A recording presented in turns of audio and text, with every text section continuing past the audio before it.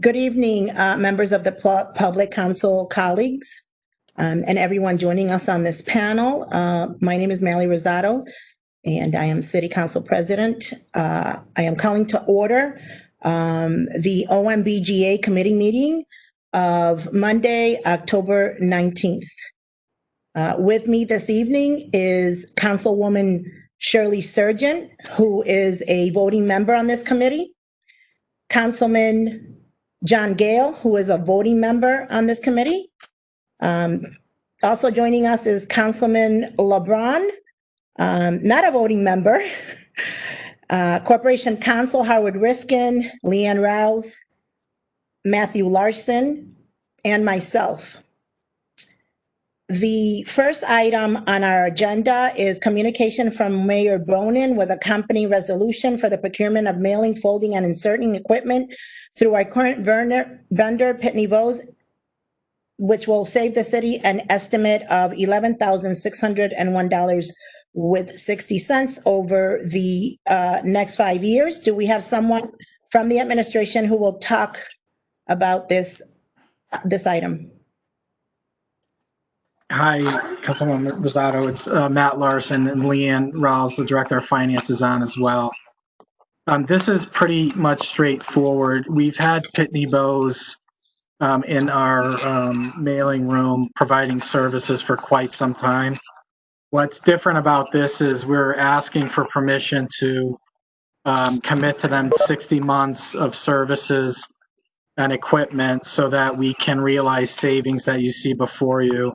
The contract itself is offered through DAS, which is the Department of Administrative Services, through a consortia. And it also has a 30-day termination for convenience clause as well. Therefore, there's minimal risk for the city of Hartford.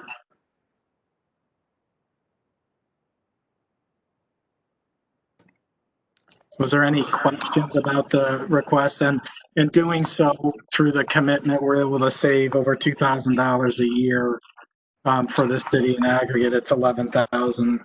What do we get here? 11,601.60. Councilwoman Surgeon. I would like to welcome Mr. Larson. Thank you. To the city. He's from my alma mater. Also, some really like, woo-hoo! So welcome to our city, and thank you very much for wanting to serve the residents of Hartford. It's been exciting, and it's like I tell Leanne, I'm really excited to be here. And again, this is maybe one of the first of many that are going to be coming forward, to look for savings as we go through the portfolio and identify opportunities, and then obviously come to the council for approval to conform with the requirements. Just have one question through you, Madam Chair. Are we going to be getting any new equipment, or are we going to still maintain the same old equipment that we've had with them? It's a good question. So what we are going to do is get new equipment out of this deal, and we actually had a call on Friday with Maritza Brathwaite is the point person for the city out of the mayor's office. We are not scheduling any of that installation until the week of Thanksgiving so that it's not disrupting any of the mail services, obviously with the election and the ballots and any of the residual communications that need to be sent out. So yes, we are getting new equipment. Oh, okay, great. Thank you.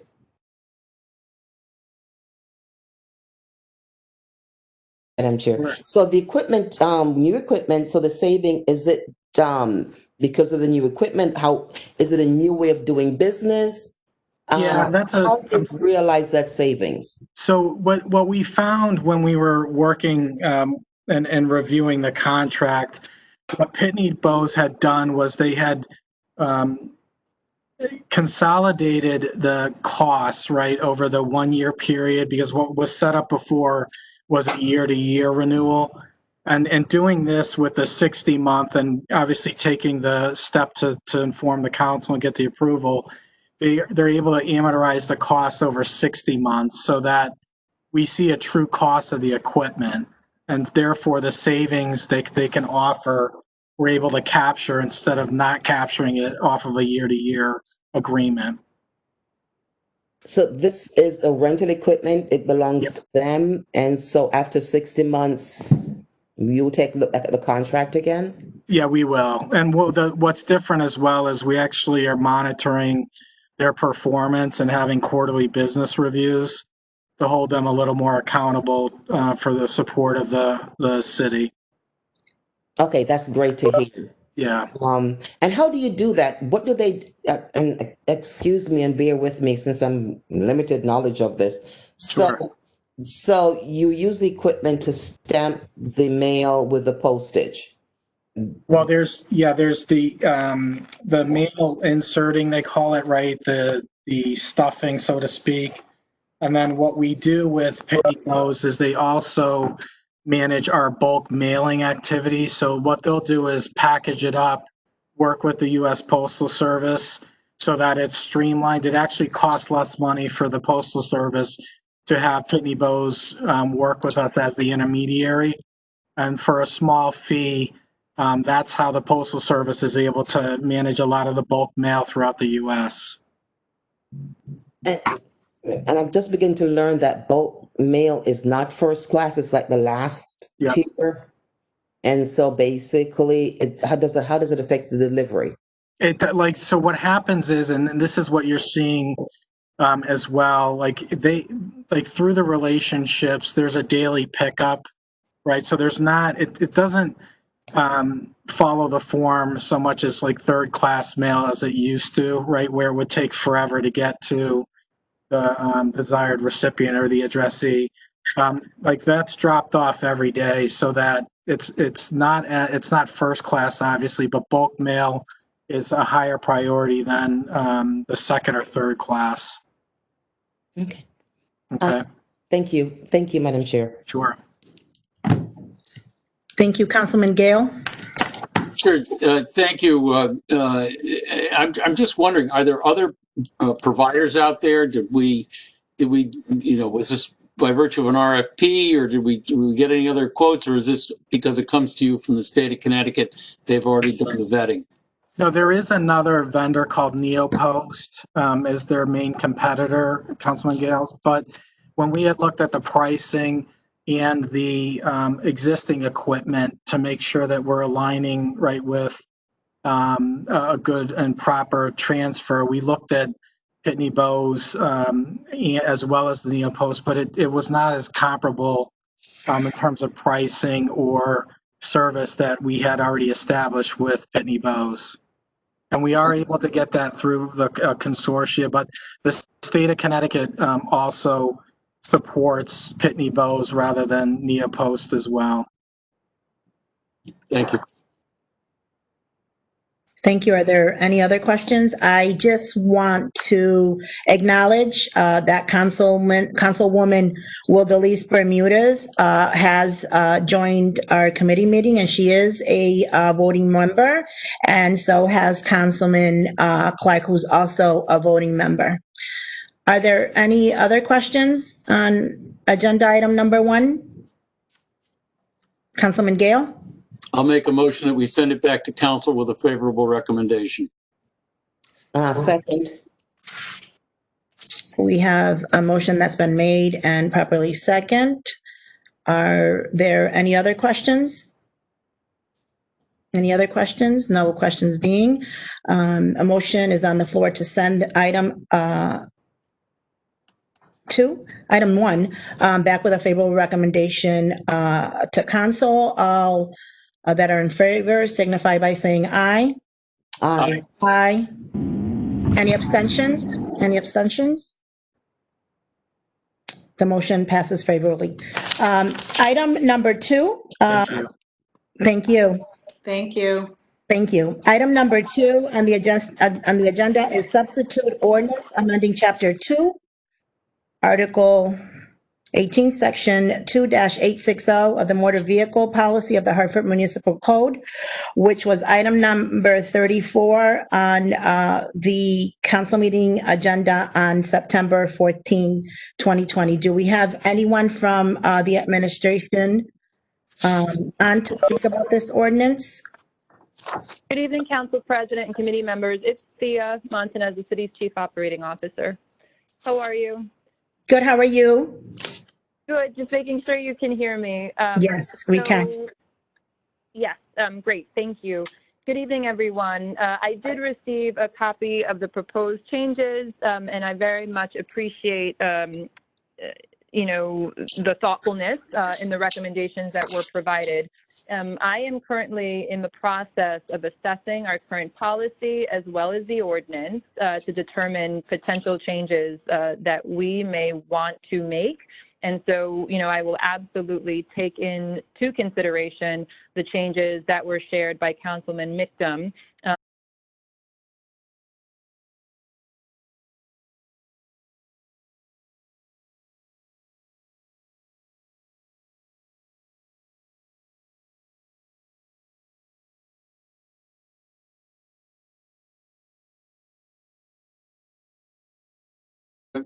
To our COO, is there are there other cities that we can look at for these kinds of things? Is this do other people already have this policy in place, and are you looking at any of those things? Yes, absolutely, Councilman Gill. That's actually part of the assessment process. I've currently been looking at other municipalities, not just within Connecticut, but around the country, and getting a sense for what other policies exist, where are there commonalities within those other cities, and how does that compare to what we currently have. As part of this assessment, and again, the creation of, or the recommendation of potential changes, I'm working in partnership with the City of Hartford's risk manager. So the both of us are doing this together, again, wanting to essentially adopt best practices. And again, we hope to be able to do that within the next 30 days. So I take it you'd like the opportunity for us not to move forward on this because you want to come back with your own thoughts on this. Yes, please.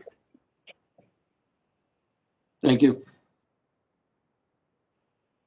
Are there any more questions from our council members for Ms. Montanez? Councilman Gale?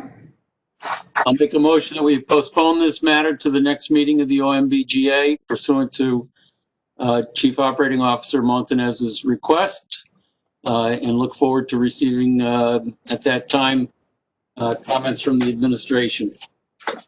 Second. We have a motion that's been made and properly second. Are there any other discussions? Any other discussions? All who wish to postpone this ordinance signify by saying aye. Aye. Aye. Any abstentions? Any nays? This item agenda is postponed until our next committee meeting. Thank you, Ms. Montanez. Thank you, Council President. Thank you. Last on our agenda is a resolution requesting that any proposed ordinance submitted to the town clerk's office by a member of the Court of Common Council or by the mayor include a brief 2 to 3 sentence statement on what the ordinance seeks to do, and to have a frequently asked question document attached to it following a public hearing based on the question asked. And that was item 11 on our previous council meeting dated October 13th, 2020.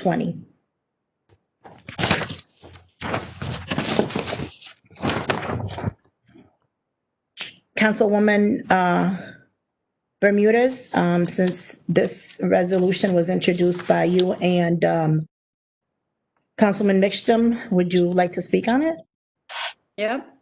Okay. Through you, Madam Chair. So, Council President, this resolution was initially introduced and it was seen before this committee at the last meeting. And so one of the feedback comments received was, how about a suggestion? How about if we have a similar system by which when, at the state capitol, when folks, for example, organizations submit testimony that's related to a piece of legislation that is then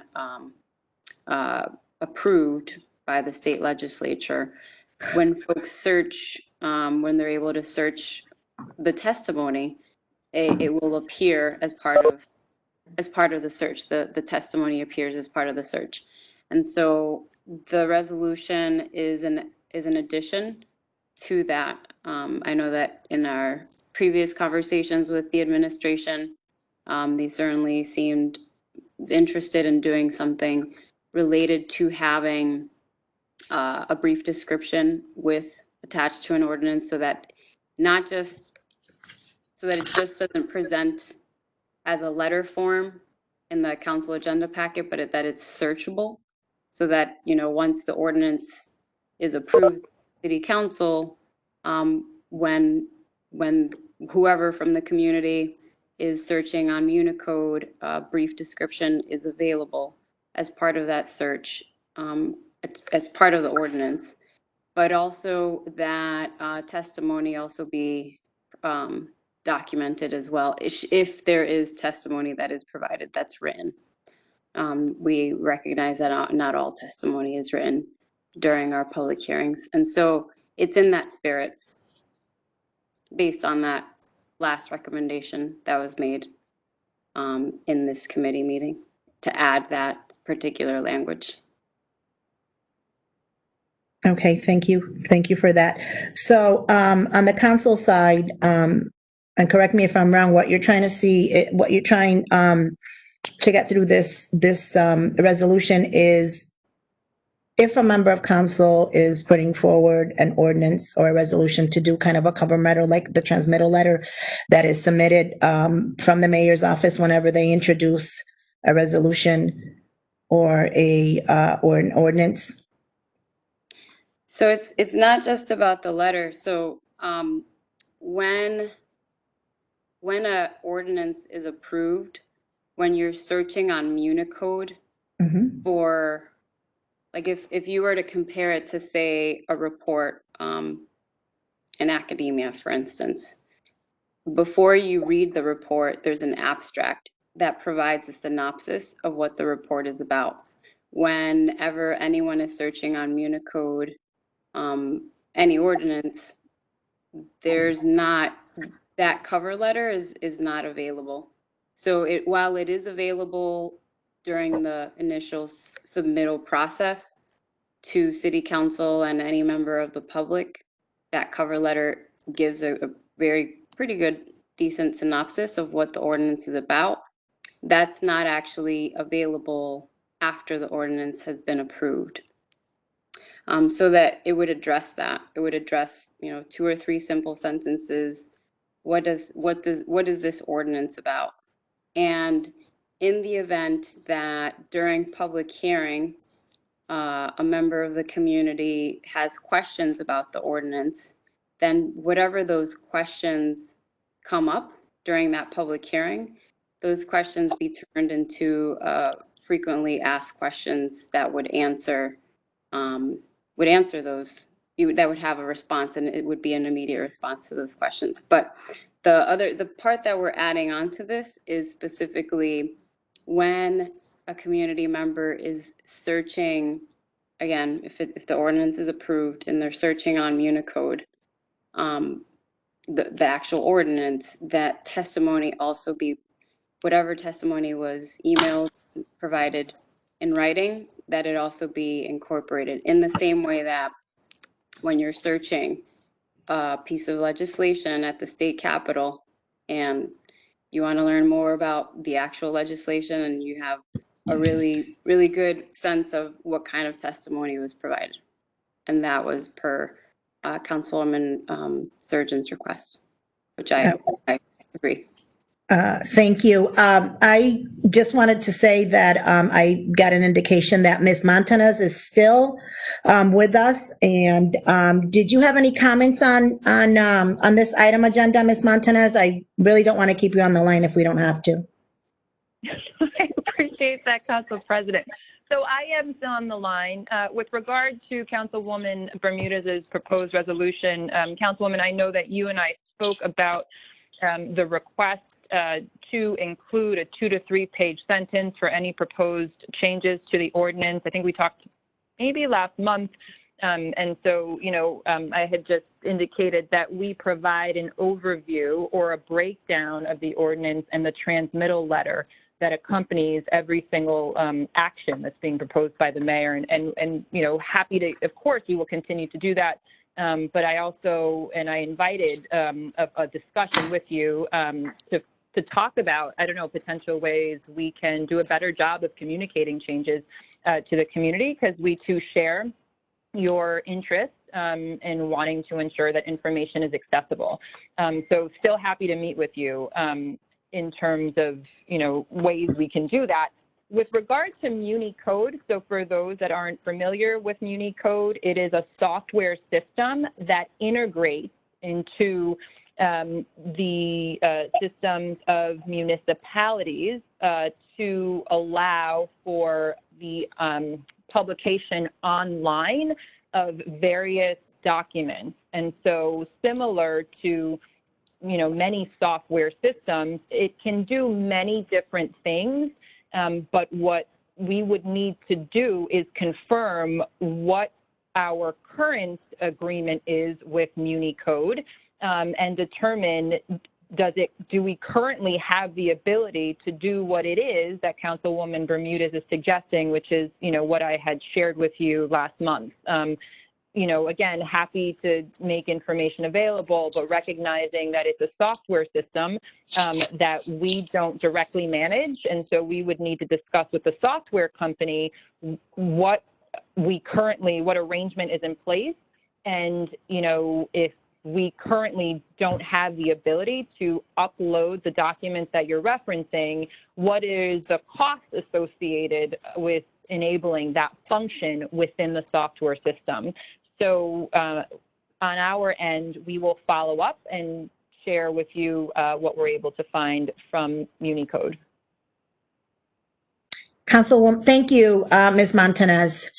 Councilwoman Shirley Surgeon? Thank you, Madam Chair. Through you, Madam Chair, if our CEO is on the line, if we were to adopt this, what kind of cost associated manpower with the town clerk's office, which pretty much services the council? So in your deliberation and in your research, that would be extremely valuable also, cost of Muni Code and also manpower associated with if this was ever adopted. Yes, Councilwoman Surgeon, those are excellent points. I will make note of them. What is required, not just from a potential, from a cost perspective, but also from a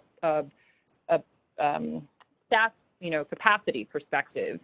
Because again, depending on how the software system works, this could add an additional workload to the town clerk's office. So I will include that in the information I share with council. Great. Thank you so very much, Madam. Thank you, Madam Chair. Thank you, Councilwoman Surgeon and Ms. Montanez. Councilman Gale, you're on mute. So just to, at least I think based on what I'm hearing, I'm going to summarize what I think is where Councilwoman Bermudez would like to go. He hasn't quite used the words, but this is my understanding from kind of somewhat in my world when we're researching, as she put it, when you're researching state laws. I think what she's really talking about is the legislative history behind the enactment of a state law. So just like the reference to the state legislature, when the state legislature passes a law, you're not going to find a 2 or 3 sentence explanation of what that law is embedded in the law. The law is the law. We've got the statute books and you can look them up. But you can go to a separate part and look for the legislative history for any law that's been passed. And that'll tell you what committees it went to. And then you can actually look at the journals of those committees. It'll also tell you if it went to a public hearing, and you can look at the journal of the public hearing. And if people submitted documents, those documents will be researched. And The state legislature, I can tell you, years ago when I did legislative research, it was all by hand. You went to the state library and you had to look it up in these big books, and you had to look at the Journal of the House and the Journal of the Senate. It had little 3x5 index cards that told you every page where stuff appeared. They've gotten a much better today, but that's the state of Connecticut. I can imagine that doing this for the city of Hartford, it would not appear in Municode because it wouldn't be the ordinance itself, but you could then have a direction as to what committee council sent it to, the journal of that committee. Now, all of that stuff already exists, but it's all in PDF form. I shouldn't say it's all in PDF form. It's all in writing. I mean, it starts from, before we went to PDF, we had journals of the journals of the council. They're all in the town clerk's office. They're all published. We got old volumes of them sitting in our office. You can look up any of this stuff, but it's not as easy as a couple of clicks. I suspect, and I think it's a great idea, that if this, we obviously would need to put a $sign on this. I suspect this is not really a very easy thing to do, but it may be more of the kind of thing that we sort of naturally gravitate to over the next 5-10 years as technology gets better. Just as really, it's only in the last 3 to 4 years that we've even put the minutes of our committee meetings on the council webpage. So those meetings are now to be found at least online, as opposed to having to go and into the town clerk's office. But to get those things searchable seems like another overlay. So I think that's what you're talking about, Councilwoman Bermuda, is how do we get the legislative history? How does a member of the public find the legislative history for any enactment, any ordinance that council has enacted? I'll be interested to see what the COO comes back with. Councilman Clark?